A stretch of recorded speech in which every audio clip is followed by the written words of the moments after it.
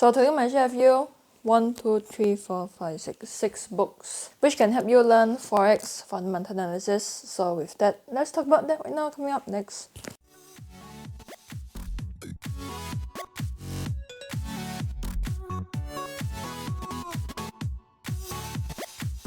Let's put on the reading glasses. Do you know that this doesn't even have the... So the books that I'm about to show you are books that you can read if you don't have any finance or economics background. Like back in school, you studied nothing but science, arts. So follow it in sequence, okay? Because I'm gonna go from easy, super easy to like harder. Economics, if you first learn it as a beginner, it's gonna be super dry. Then a lot of people, they're gonna feel like bored and this is so uncomfortable.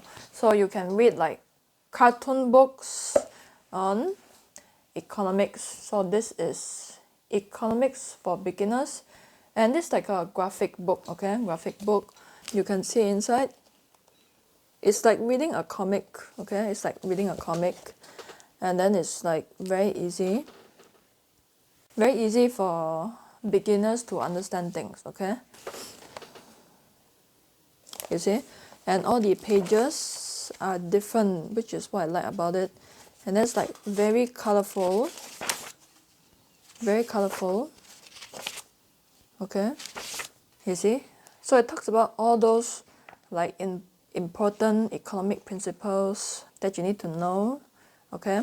But the downside of this book is that it also talks about microeconomics. So if you have watched my previous Forex fundamental analysis videos, you know that as a currency trader, you should focus more on macroeconomics, okay? Which looks at the big picture. Only a few chapters are relevant to you because only a few chapters are dedicated to macroeconomics, okay? You can see this is the content page. You can pause and read, okay? Microeconomics, international trade, which you should know. And then the front part here is more like basic economics, which it's good to know because in order to understand how certain macroeconomic decision is going to work out, you need to know what individuals, businesses, governments, how are they going to respond to it.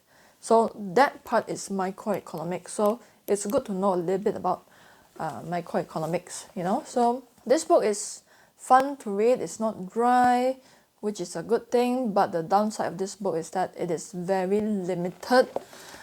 You can see the thickness. So once you've read this book, then you want to proceed further.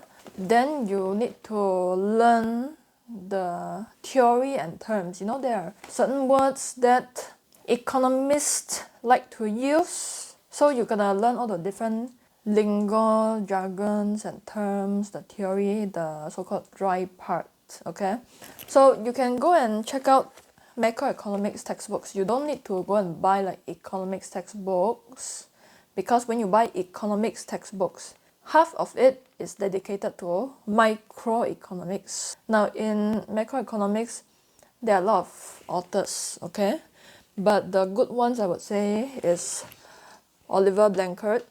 Then Gregory Mankiw, he is a Harvard professor and a lot of universities actually use that textbook. You can actually pick any macroeconomics textbooks nowadays. Just make sure that it is relevant because if you pick the old editions, it will be outdated, okay? The good thing about textbooks, the good thing is that you can learn what does GDP means, basically the basics of all those economic terms that you need to know. What is nominal GDP, real GDP, what's the difference, okay? What's a nominal exchange rate, real exchange rate, what's the difference, how does it affect trade balance, inflation. You have your current account and also capital account, so it explains everything in detail. And the downside of textbook is that it can get too theoretical, so you don't have to go through everything, especially the formulas, because it can become really chaotic and dry. You just need to know, okay, what does this mean? How does it affect inflation, the major economic indicators. Okay, so let me show the content page real quick. This is the content page. You can just pause and read. But most of the time, Amazon, they show you the content page online anyway, so you don't need to look at mine. Monetary policy, fiscal policy. Okay, you can pause and read again. So, what are different tools? What does open market operations mean? You know, all these terms that you need to know. Textbooks provide that for you. But the downside is that it can get too dry, too theoretical. Scrap the surface if you have no time for all that formula stuff. So now you've understood the basics, everything, okay? Then now you can read books that are more like practical, not so theoretical. Of course, those textbooks also have real world examples. If you want to like further expand from there, then you can read this book called Economics in One Lesson, right? This book doesn't teach you like definition of GDP. This book just goes into examples, okay? Just go straight into examples. And also the downside is that it also has a little bit of microeconomics, because like I said, if you buy any book that says economics, okay, rather than macroeconomics, it will cover a little bit on microeconomics.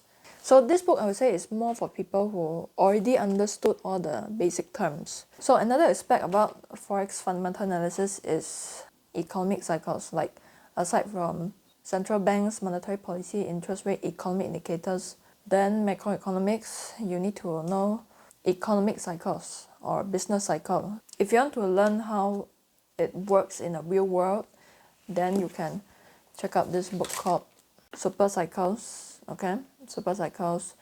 And this book talks about, okay, what happened in the past when economy is in a recession, in an expansion. Then it's very practical. It's very practical. Again, it's not for complete beginners who don't know anything about economic cycles or macroeconomics. It's for those people who already know everything, okay? Not everything, okay, but already know the basics. You can see content page, okay? It's all case studies. Okay, this is the second page of the content page. Right, it's all case studies of, you know, the past Great Depression, 1979. Then also the gold standard in the past. I went to different places, even online, to find a good fundamental analysis book for Forex traders. And I bought some, and some are not so satisfactory. Like there are tons of grammatical errors, like you don't even understand what the author is talking about. Then I wouldn't recommend it to you, okay? I'm not going to mention the title, okay, because I'm not about attacking individuals, okay, like some idiots in this world. I have more books that I want to show you. If you want a second video on this, let me know. And also, you can learn from websites, okay, free websites like tradingeconomics.com. If you want to learn more, you can go to the library and then borrow any Forex book. Most of them, they would have 1 or 2 chapters dedicated to Forex FA. There might be some that don't have. And also, if you want to borrow my book from the Singapore Library, it is there too. Okay, I dedicate, think, how many chapters? 3 chapters to FA. The first one is Understanding Currency Fundamentals. Second one is the Intro to Fundamental Analysis. And third chapter is Economic Indicators. Okay? Actually, if you classify sentiment under FA, then this is the other chapter, Trading Currency Sentiment. Okay? Like, only if you want to. And also, if you have any requests for me, let me know down in the comment section as well. Okay? Like, videos you want to see related to FA, or some other books that you want me to review, also let me know, okay?